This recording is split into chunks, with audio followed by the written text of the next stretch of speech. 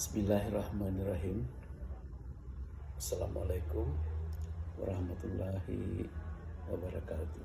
Waalaikumsalam warahmatullahi wabarakatuh.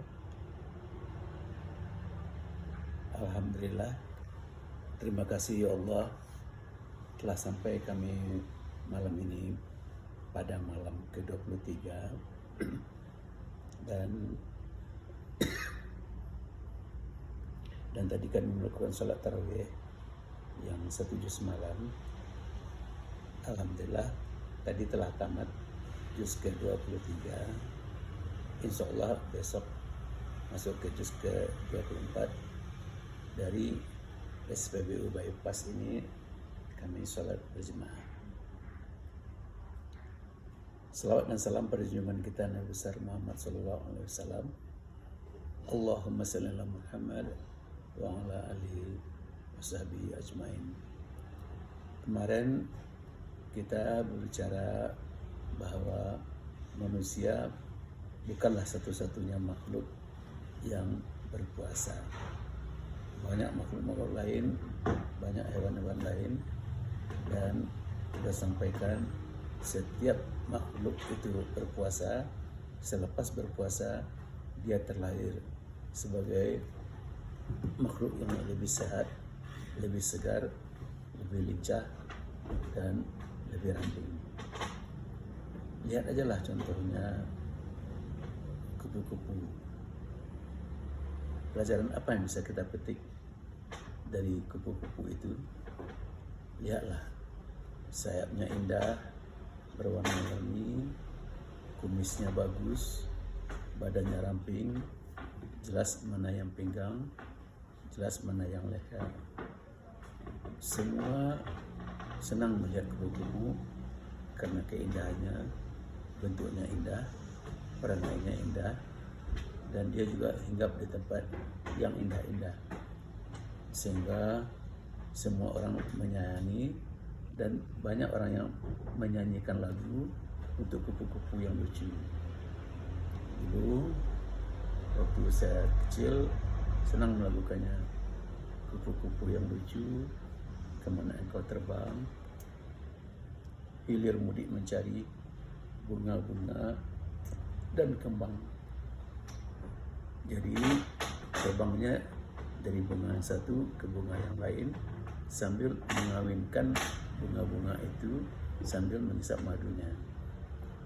Makanya kedatangannya diharapkan oleh bunga-bunga, karena kalau dia hinggap di bunga itu, dia dapat mengawinkan bunga itu.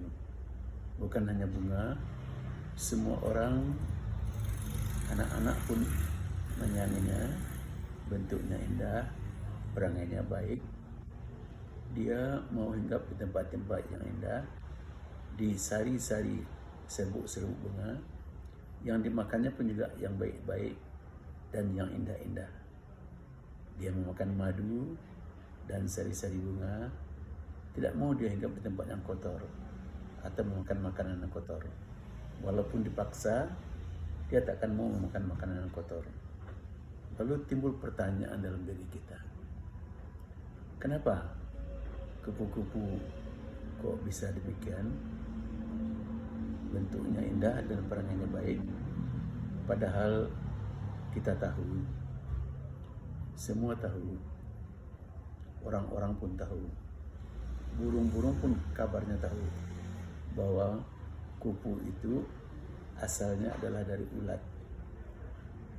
Ulat yang bentuknya buruk, perangainya buruk, tidak jelas mana yang pinggang, tidak jelas mana yang leher. Semua orang jijik melihatnya. Kalau dia hinggap di sebuah daun, maka daun itu akan hancur dan rusak. Dimakannya semuanya. Tidak peduli ulat itu apakah daun itu baik atau kotor, dan apakah yang dimakan itu halal atau haram, tidak peduli. Yang penting TST, talatak, sancang tahu. Lalu kenapa ulat yang buruk rupa dan buruk perangai itu bisa menjadi kupu-kupu yang indah? Jawabnya hanya satu, ialah karena ulat itu berpuasa. Puasalah yang merubah bentuk dirinya menjadi kupu-kupu. Makanya kepada ulat itu, begitu datang perintah Tuhan, hai ulat, diwajibkan atasmu berpuasa sebagaimana diwajibkan pada ulat-ulat yang sebelum kamu, agar kamu menjadi kupu-kupu. Langsung dijawab oleh ulat, sami'na wa ata'na. Sewaktu mendengar perintah itu, maka serakus-serakusnya ulat, setamak-tamaknya ulat, dia langsung berpuasa. Dibungkusnya badannya dengan selai daun, dia berpuasa di dalam kepompong. Dalam kepompong ulat itu tidak kena air, tidak kena cahaya, tidak kena angin. Dia tidak makan, dia tidak minum selama lebih kurang 21 hari. Dengan suatu harapan, setelah selesai tugasnya berpuasa, dia akan langsung menjadi seekor kupu-kupu. Nah, kupu-kupu yang lucu, kupu-kupu yang baik. Lalu kita tadinya jahat misalnya, setelah berpuasa tetap juga sifat itu ada.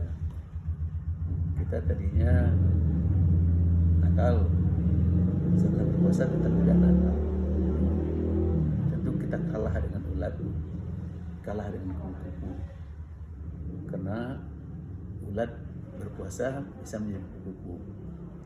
Kalau tadi sifatnya memakan apa saja, hinggap di mana saja, setelah jadi kupu-kupu dia menjadi orang yang takwa, dia menjadi perangainya menjadi jauh lebih baik, dia hinggap di tempat-tempat yang bagus, datangnya diharapkan, tibanya dinantikan, tidak seperti ulat.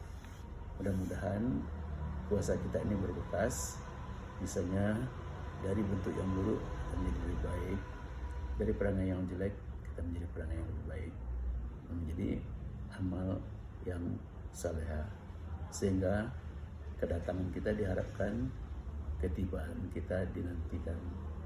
Inilah salah satu hikmah dari ulat yang berpuasa.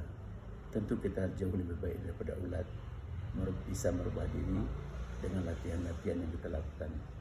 Banyak maaf. Billahi taufiq wal hidayah. Wassalamualaikum warahmatullahi wabarakatuh.